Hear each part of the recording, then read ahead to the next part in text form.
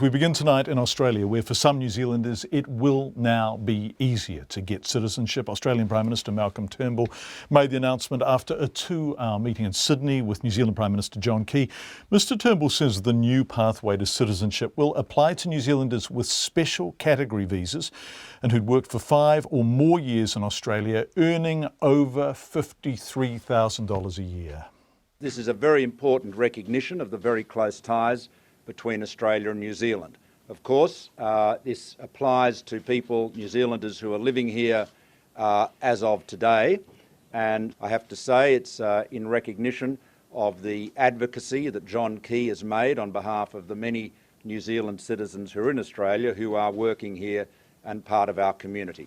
Malcolm Turnbull, the plight of New Zealanders living in Australia has been a sticking point in trans-Tasman relations since the Australian government made changes in 2001, 15 years ago, denying New Zealanders living there access to welfare and other entitlements. John Key says it's a very positive step and could affect up to 100,000 New Zealanders living in Australia. So essentially what's happened is the Australian government has said over the last 15 years you've had New Zealanders living in Australia with no pathway to citizenship. Today what they've said is if you meet that threshold for a 5-year period, then you'll be eligible to become an Australian citizen. But he told journalists, including our Demelza Leslie, who we're going to talk to very shortly, while this new law does apply to New Zealanders currently living in Australia, it may not apply for people moving in the near future. But we will obviously continue to advocate. Prime Minister gave us an indication that they'll continue to look at it. They've got a big sort of batch of people they're going to have to process now over the next few years, as said, potentially up to 100,000. So we'll continue to push the case about a long-term solution. So it's a finite period of the New Zealanders that have been here. It's got to be within that. It's everyone from the day that the law was changed, which I think was February 2001, up until effectively today.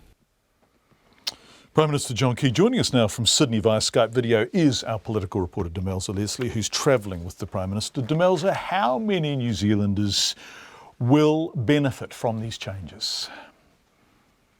Well, there are currently about 305,000 New Zealanders living in Australia, but this will probably affect up to 100,000 of them. So these are New Zealanders who have worked here for 5 or more years and have come in under the special category visa, so haven't been able to apply for citizenship. So the biggest change here will be for them. Well, actually, in fact, it only affects them because anyone that arrives in Australia from tomorrow to work and live will not be eligible, obviously, for citizenship. They'll either have to come under other visas, or they'll have to, bide their time, perhaps, until John Key can get a more sort of permanent solution. Did anything else come out of today's talks with Malcolm Turnbull? Well, they did talk about the deportation issue, but there was nothing to announce in that area. So obviously that's still a bit of a bone of contention for the New Zealand government in terms of the fact that there are a number of New Zealanders living in Australia, some who moved there when they were children, obviously now finding themselves being sent back. But no, there was no moves in that area. So it's something that the New Zealand government will have to continue to press the Australian government on. Demelza, this is breaking news. Reports of the details of a text message between gossip columnist at the time, New Zealand Herald, of course now with MediaWorks, who sent a text to John Key about the waitress whose ponytail John Key pulled, Amanda Bailey, in the Parnell Cafe. Any comment from John Key about this, the release of this text?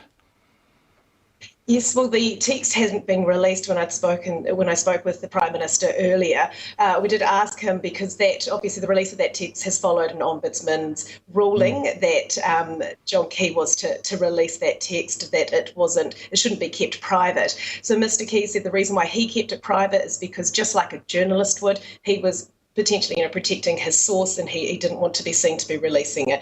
Now, he said he will comply with that Ombudsman ruling, and once he had spoken to the concerned parties, which I presume is Rachel Glusina, then he would release it. But obviously, as you've just said, it's already out there. So I'm not sure what this will mean for the future, whether or not it will mean that if a journalist texts a Prime Minister, that means that potentially could come under the Official Information Act. I know that there are potentially a few worried press gallery journalists who do text the Prime Minister, so maybe we all need to sort of start watching how we do actually converse with our government ministers. Yeah, I guess the question is, was Rachel Glessister doing so in her capacity as a journalist? Was she being a journalist at the time? And I suppose they are issues that warrant further investigation, Demelza.